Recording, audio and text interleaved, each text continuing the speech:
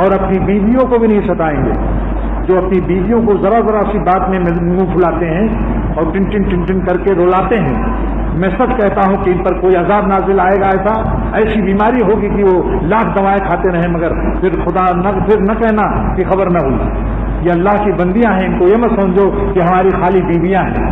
کسی کی بیٹیاں تو ہیں، لیکن چلو تم کو بیٹیوں کے ماں باپ پر رحم نہیں آتا تو اللہ تعالیٰ کے ساتھ تو معاملہ صحیح کرو کہ خدا تعالیٰ کی بندیاں ہیں، اللہ نے پیدا کیا ہے ان کو، ان کا دل دکھانا اللہ تعالیٰ کے غضب کو خریدنا ہے.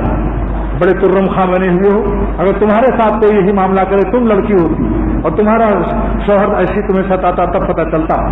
لڑکا لڑکی اللہ بناتا ہے، قسمت سے تم لڑکے بن گئے اور قسمت سے اللہ نے ان کو لڑکی بنا دیا. تو یہ مانے تھوڑی ہر وقت ان کو ستاتے رہو. اور ان کا دل حساس ہوتا ہے، جو کمزور ہیں کمزوروں کی رعایت زیادہ کرنی چاہیے. ان کا دل نازک ہوتا ہے، حساس ہوتا ہے، ذرا سی بات سے ان کا صدمہ پہنچتا ہے، تھوڑی سی بات سے. اور ان کو روٹنے کا حق دیا حضور صلی اللہ علیہ وسلم نے. اب بتاؤ پیغمبر صلی اللہ علیہ وسلم، آج کل لوگ کہتے ہیں صاحب اتنا زیادہ رعایت کروں گا تو سر پر چڑھ جائیں گے. میں نے کہا یہی جملہ لڑاتا ہے. جس کو یہ خیال آیا کہ اگر میں زیادہ رعایت کروں گا تو سر پر چڑھ جائیں گے، یہی جملہ شیطان کی طرف سے آغاز ہوتا ہے لڑائی کا.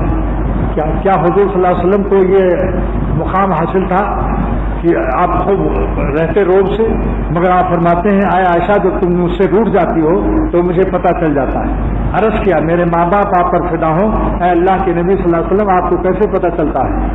فرمایا کہ جب تو ہم سے ناراض روٹ جاتی ہے تو کہتی ہے ورب ابراہیم، ابراہیم کے رب کی قسم، میرا نام بھی نہیں لیتی اس زمانے میں.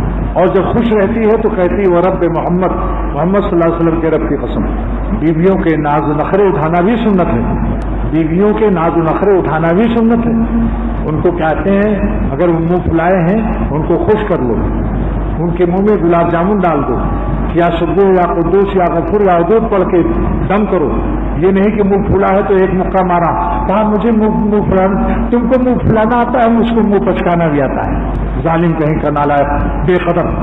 شروع میں خوب خوشامد کرے گا ایسا آدمی جو رشتہ مانگتا ہے تو یہ ہاتھ پیر جوڑتا ہے، رات دن دعائیں کراتا ہے، تعویذیں دباتا ہے، اور اس کے بعد جب کام بن گیا تو پھر حکومت آ گئی. بس جیسے الیکشن میں ایک ایک ووٹ کے لیے خوشامد کرتا ہے، بھنگی کو بھی چاچا بناتا ہے، بھنگی کو کہتا ہے چاچا ووٹ ہمیں کو دینا ہے، حالانکہ بھنگی وہ جھاڑو لگا رہا ہے. لیکن جب کام نکل گیا تو کہا 5 سال نظر بھی نہ آنا، 5 سال کے بعد دیکھا جائے گا.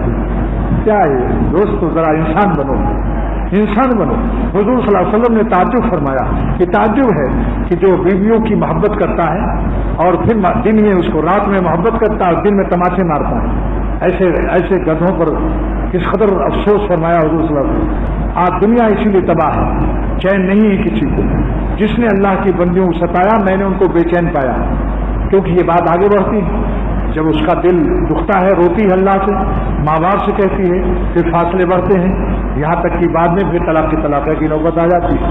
چھوٹے چھوٹے بچے ہیں، اب برداشت نہیں کر سکے بیوی کی جدائی کو، نیند کی گولیاں کھاتے رہے. چھوٹے چھوٹے بچے جو ابو کہہ رہے تو وہ بھی یاد آئے، آخر میں پھر پاگل خانے میں جمع ہو جاتے ہیں. عذاب الہی سے کتنے خاندان تباہ ہوئے اس نالائقی سے اور بد اخلاقی سے. اس لیے عرض کرتا ہوں کہ 2 کام میں تو اس وقت صرف 2 بات کہنا چاہتا ہوں. ایک تو اپنی بیویوں کے معاملے میں انتہائی شفقت اور رحمت سے معاملہ کرو. مظلوم بن جاؤ، ظالم مت بنو. مظلوم بن جاؤ، اگر تمہیں ستا دیا تم مسکرا کے ٹال دو. تم قوی ہو، قوی کو ضعیف پر انتقام نہیں لینا چاہیے.